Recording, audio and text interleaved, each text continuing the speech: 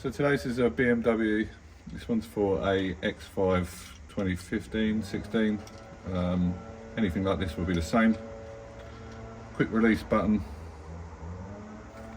We'll take the hard key out, and again I'll just prise open.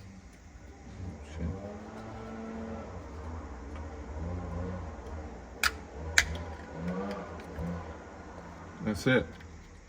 There's little lips that go on.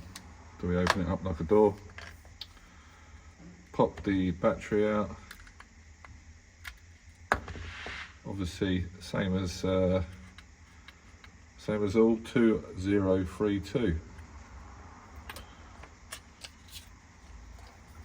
I always give these a little clean.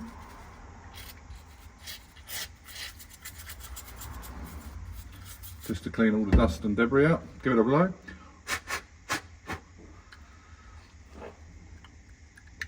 Right and facing up.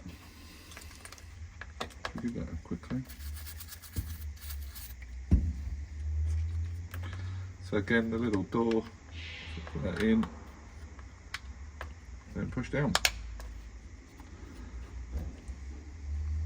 Insert the key. That's how you do the BMW keys.